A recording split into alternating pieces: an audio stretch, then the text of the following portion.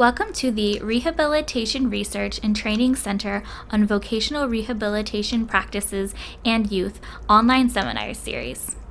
The center conducts research and provides trainings and technical assistance which investigate problems, craft solutions, and design actionable strategies for translating research into usable, feasible, and effective strategies for transitioning stakeholders, which include VR agencies, policymakers, researchers, transitioning youth and their family, educators, practitioners, and employers. Our online seminars are designed to provide VR counselors and other youth employment stakeholders with short training lessons on a wide variety of topics related to VR practices and youth outcomes. Each seminar is conducted by well-respected content experts. Once you've watched the online seminar, you have the opportunity to take a quiz to show what you've learned. A link to the quiz will appear once the seminar video is completed. If you score 70% or higher on the quiz, you'll be emailed a certificate of completion for your records. If your score is below 70%, you'll have one additional chance to re-watch the seminar and take the quiz. Check out our website at www.vrpracticesandyouth.org and check it out frequently for new seminars, publications, free webinars on topics related to providing effective vocational rehabilitation services to youth and young adults, or to contact us directly with questions. The Rehabilitation Research and Training Center on Vocational Rehabilitation Practices and Youth is funded by the U.S. Department of Health and Human Services Administration on Community Living. Now, on to the seminar.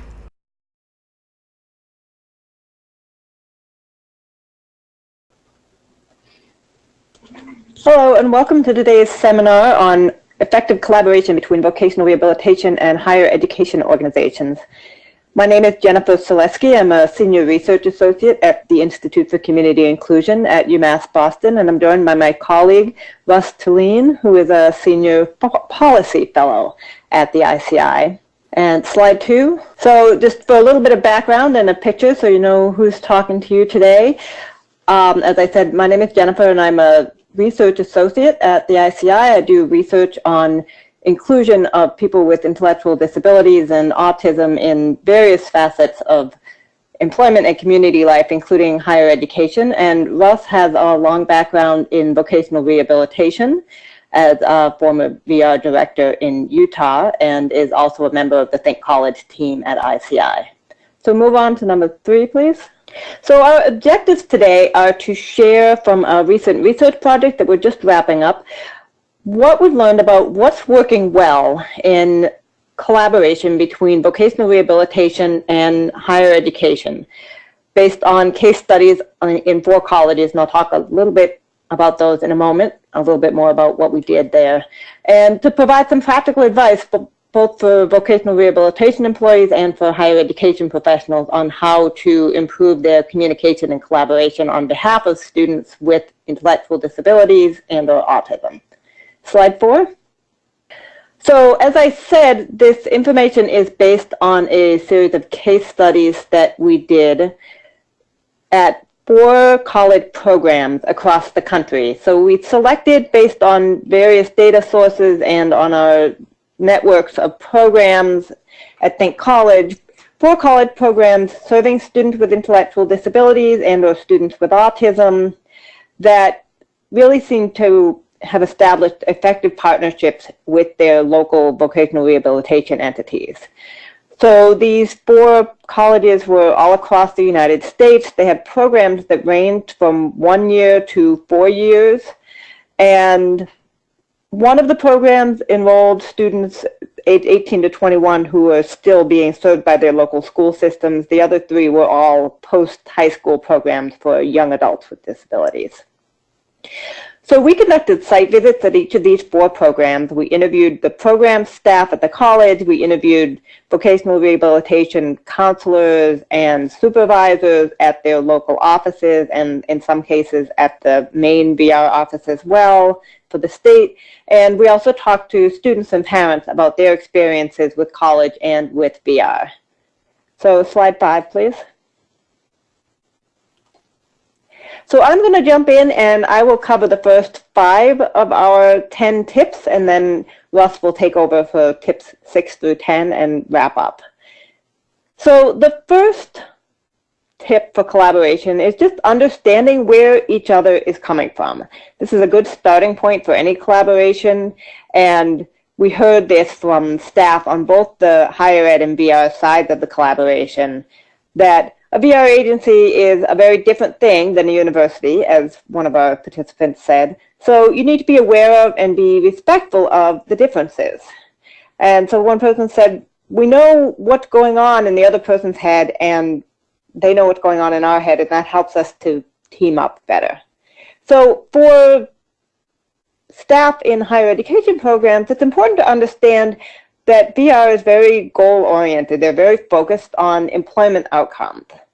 That's changed somewhat over time. The nature of the outcomes and how they're measured has changed, and you can listen to the other seminar that Russ and I did to learn a little bit more about those changes. But still, the bottom line is really people having successful employment outcomes.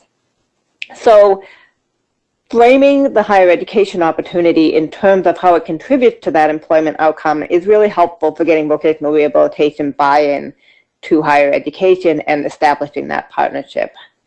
On the other side, for VR employees, it's helpful to be aware of how colleges work and their academic schedules, the rhythms of the college campus, and how you can work around that in your collaboration with them. So next slide, please. So the second tip is to create formal communication structures. And we're going to talk today about both formal and informal communication. They're both really important. But setting up a formal process for communication is really helpful as a starting point. This can include serving on each other's advisory boards, establishing some sort of a cooperative agreement, a memorandum of understanding towards a common purpose, chartering an ad hoc committee to work on a particular goal, or even just setting regularly scheduled meetings. So, for example, each of the 4 programs that we talked to had some sort of regular meeting where the higher ed staff and the vocational rehabilitation staff came together to talk about the program, the students, and anything else that they needed to confer on. Sometimes this was a quarterly meeting, sometimes it was monthly. One program, for example, had a quarterly meeting at the management level, and then a monthly meeting between the college staff and the VR counselors to go over the list of students and check in on each of them. Another program only met a couple times a year as the full staff, but had other more informal communication in between. And really having these regular meetings sets the stage for collaboration and demonstrates that each entity is committed to the program. So slide 7.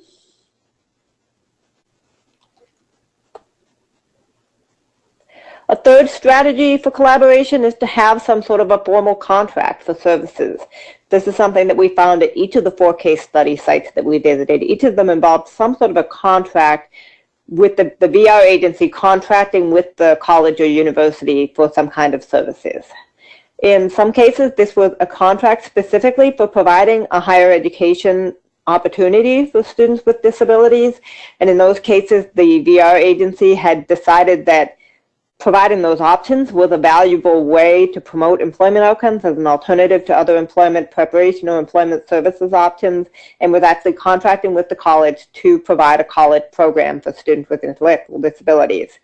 In other cases, there was more of a sort of traditional community rehabilitation provider relationship with the college. And in fact, a couple of the programs that we looked at had built their higher education opportunities on a much longer standing relationship between VR and the college that was based on the college providing rehab services as a CRP, as a community rehab provider. One of them had been had been a vendor for 35 years for VR. So when they then went to set up an inclusive higher education program, they already had really ongoing relationships that helped them to build that collaboration on behalf of those students.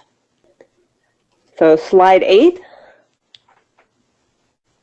Number 4 is just ensuring that the students are connected to both partners. This seems like sort of a basic thing, but it's something that should be deliberate and can go both ways. So vocational rehabilitation agencies can think about referring students to higher education opportunities, having VR counselors, especially those that work with transition age students, be aware of higher education as an option for transition to employment, and referring students to the higher education program.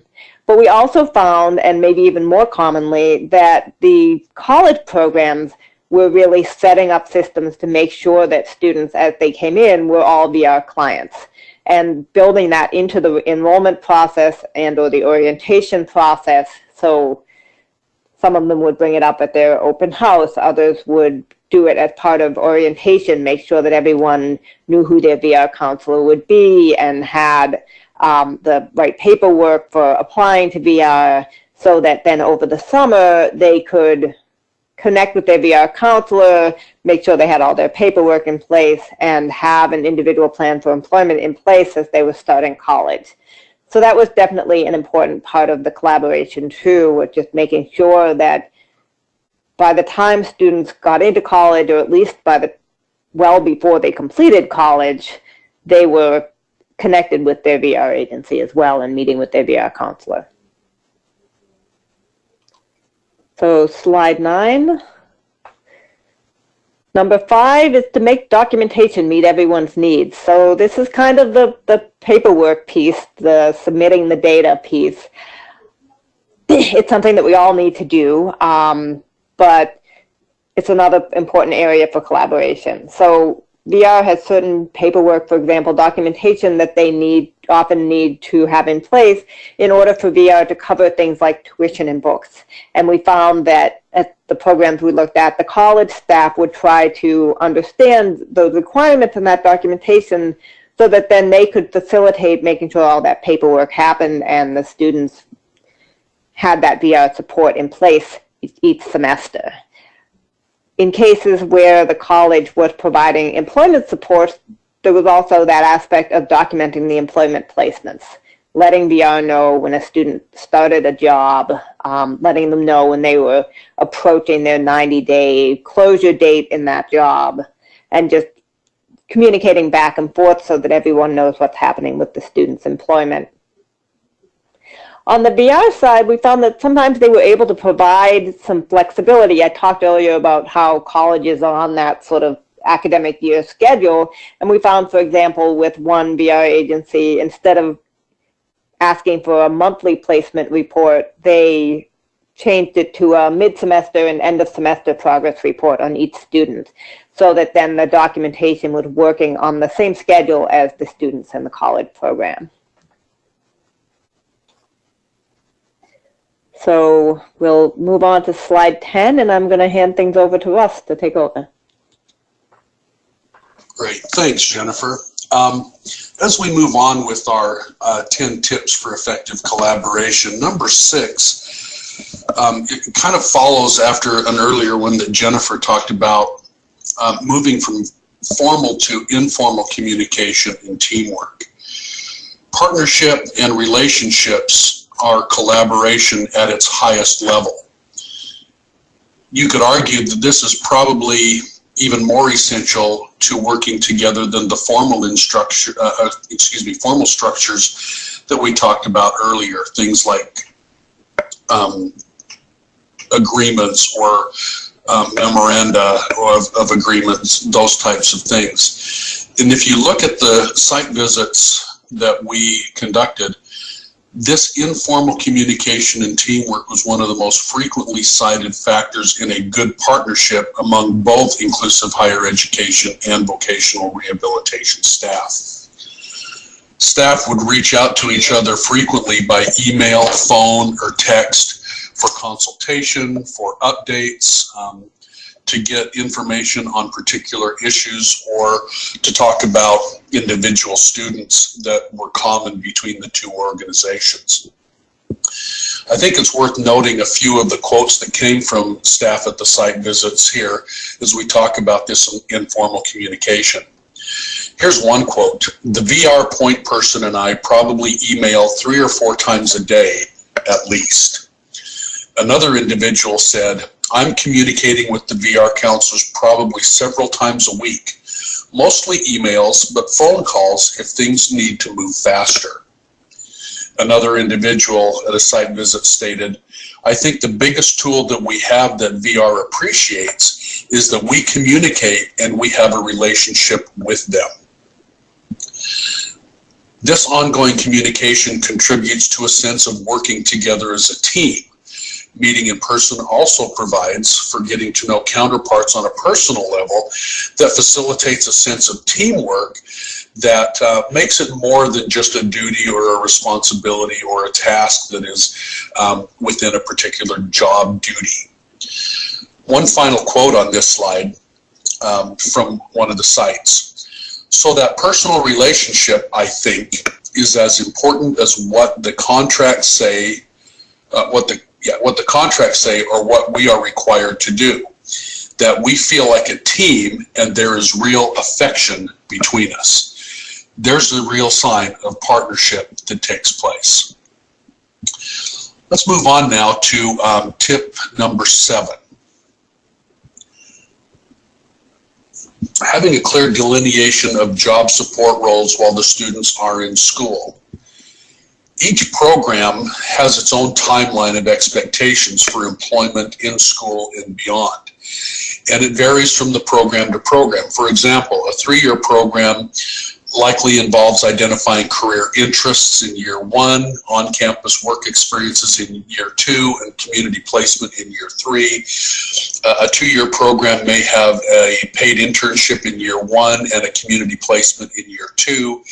And a 1-year program may include internships and are designed to lead to employment by the end of that 1-year program. So it really, there's no real cookie cutter way of looking at how you do this, but simply having a clear establishment of what the roles are between the partnering and communicating agencies and the collaboration there will make a very big difference. Typically, this involves inclusive higher education, job development staff, placing and supporting students in internships or in trial work experiences that could be on or off campus while they're still in school. That said, the vocational rehabilitation program, through its business engagement requirements that are now one of the common performance measures, and you heard Jennifer mention earlier that she and I recently did a webinar on the common performance measures you may want to refer to. But these business engagement requirements and the placement staff that VR agencies have can be a support and can be an important partner to work with you as an IHE program and vice versa, as you take a look at the structure and the delineation of how you're helping students to employment opportunities, employment experiences, and longer-term employment outcomes. Vocational rehabilitation may also support with specific forms of assistance, such as community work adjustments or trial work funding, or other kinds of additional on-the-job supports. The key to this is, again, communicating often, establishing formal standards, and then doing informally what's going to work for each particular program going forward. All right, moving on to tip number 8. And this I alluded to just a little bit in terms of helping the transition program to move toward longer-term employment outcomes. Successful programs invest in making this transition seamless by using both formal and informal communication mechanisms. Usually there is some formal transition meeting that occurs during the final year or the final semester of a student's program to ensure the student, as part of their self-advocacy, is taking steps. Advocate for them to advocate to make sure that vocational rehabilitation is involved in these transition meetings, and that the inclusive higher education program is also involved in VR's employment planning and individualized performance plan or individualized plan for employment review meetings that take place annually. This is a great opportunity for there to be specific planning towards the longer term employment. And the partnership that takes place between the two programs can make a real difference. To share a few more quotes that came from some of the on-site visits around this particular tip, one program said, "We always have a transition meeting with students where families come, the inclusive higher education staff, VR staff, and adult services and CRPs. And we're all in one room, and it's very, very career focused." Another quote, "Generally, students start receiving placement services from VR in the fall of their last year." And that's a targeted, end of quote, that's a targeted effort of those programs and their partnership toward moving on to longer term employment. One final quote, "VR will, as students get to be sophomores or juniors, assist with us in helping them find that job, that internship, getting them set up with all the things that they might need help with." Upon program completion, job supports usually move to another VR contact, either with the college if they are a CRP as well, or it may be a different CRP that's not necessarily the college, but that VR has a good working relationship with. Moving on to tip number 9. And this one I think is very important. They're all very important, but this is one where if we're not careful, we can trip ourselves up a little bit in a way that may not be serving the student in the best possible way. When we have our day-to-day communications between VR, between inclusive higher education and other adult or related services that are coordinating to help serve a student, we need to make sure that that communication is very person-centered. Often outreach on behalf of an individual student leads to a meeting or discussion across the various partners. Here we need to keep focus. It can be easy for us to drift to other key stakeholders and what their purposes and mission and efforts are, even the important ones. These little shifts in focus can make policy or procedure, administration, government regulations, legal statute, and other things override who these programs really exist for. It's not that we particularly ignore the policies, procedures, the regulations, the law.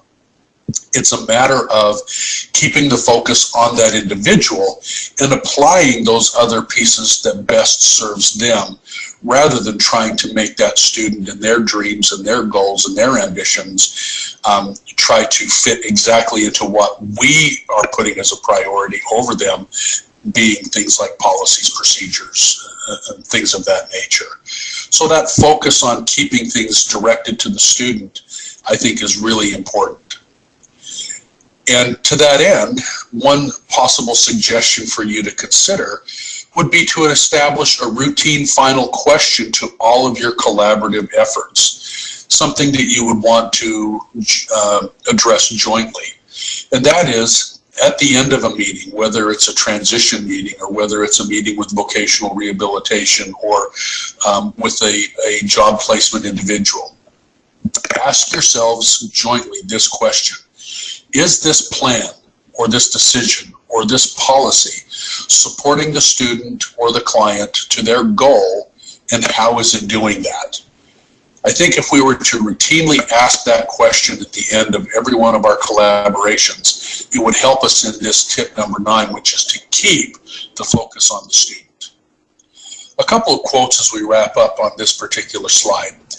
We have a good relationship with the college staff. So I would say the communication, the shared goal, is helping these students.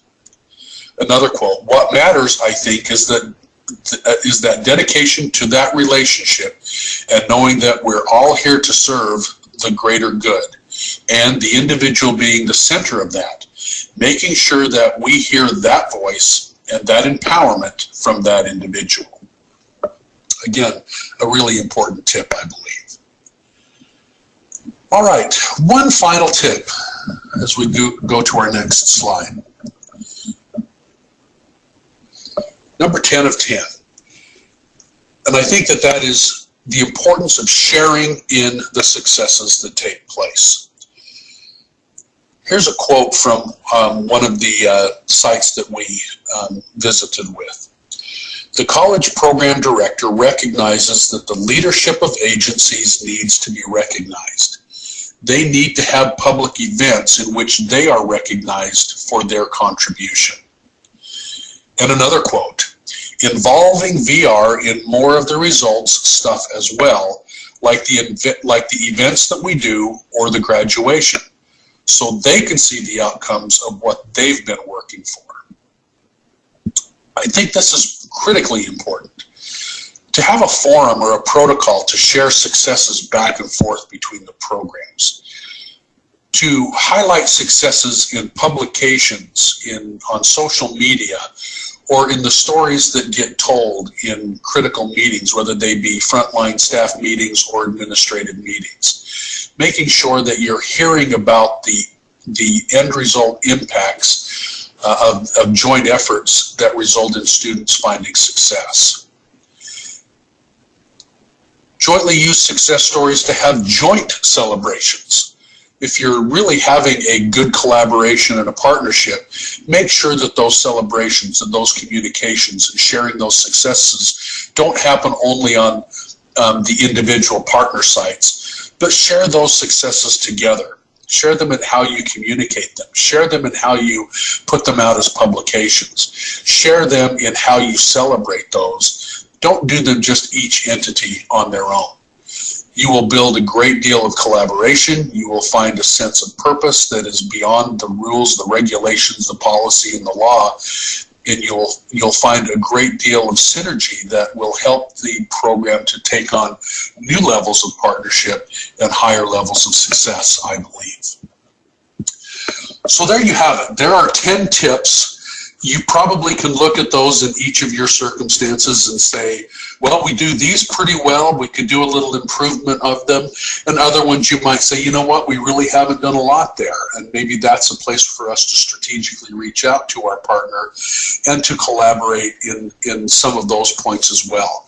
We hope that they've been meaningful to you and help you kind of reevaluate where you are and take a look at the things that you can do to potentially increase the effectiveness of your partnership between higher education and VR to serving students with intellectual, developmental disability and or autism.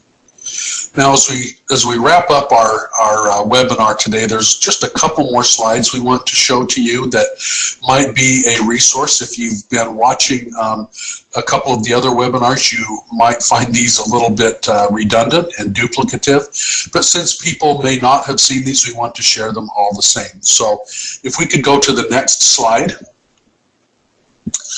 This next slide talks about a couple of things that are going on relative to partnerships between vocational rehabilitation and inclusive higher education. One that you'll find at the top of that slide is the VR Affinity group. This is an online community that is reviewing and discussing issues, strategies, and results that are related to the partnership between inclusive higher education and vocational rehabilitation. They are quarterly meetings that we do virtually. We have agendas for each of those meetings that are typically generated and driven by the group and the things that they want to talk about. If you would like to join that affinity group and have not done so already, there is a website for you to link to where you can register to join that particular group. Our next affinity group call will be in April, so coming right up in about a month from now. And if you get registered for that, you will receive notices of that upcoming meeting and agendas for that as we go forward. Closely related to that, but somewhat different, is our Think College Vocational Rehabilitation Slack channel, where the affinity group meets quarterly. The Slack channel is more of a day-to-day online community to discuss those same issues and ideas, and to gather and ask questions and get information from other folks in the field related to the partnership between vocational rehabilitation and inclusive higher education. If you, at the top of that, you will see that there is also a link for you to join that. I have put at the bottom of that slide my email address. So for either one of these, if you are having some difficulty or you want to know a little bit more about them, feel free to reach out to me. I happen to be the person who kind of moderates and facilitates both that affinity group and the Think College Slack page as well. So feel free to join that. They're good activities, and a lot of good discussion takes place in both of those forums. All right, last slide. This is where we say thank you for your attention. We appreciate that you have taken the time to come through to the end of our 10 Tips webinar. If you want to learn more, there are some sites that you can go to, www.thinkcollege.net. If you would like some technical assistance, need some advice, or would just like to ask some questions that we might be able to help you answer, there is a email that you can go to and receive specific technical assistance related to your topic. There are several staff at Think College who manage different portions of or different topics. If it's a vocational rehabilitation type issue, if you were to email that email address, it would likely come to me. But if it was something other than VR, it would probably be assigned to someone else who could help you, who has expertise in that area. But please reach out to the help desk by emailing thinkcollegeta@gmail.com with your question, your concern, or the item that you would like to know more about, and someone will follow up with you there. So you can see that we are trying to reach out and be a support to all the entities that work together for Think College and for the inclusive higher education program and the good work that it does. So on behalf of my colleague, Dr. Jennifer Soliski, and myself, we thank you for your attention today. We look forward to hearing from you if that would be helpful to you, and wish you well as you go forward in your partnerships and utilizing these 10 tips. Thank you very much. Thank you for listening to this Rehabilitation Research and Training Center on Vocational Rehabilitation Practices and Youth online seminar. Please follow the provided link to take the quiz. As a reminder, if you score 70% or more above, you will be emailed a certificate of completion. If you score below 70%, you'll have one more additional opportunity to re-watch the seminar and complete the quiz. Thank you.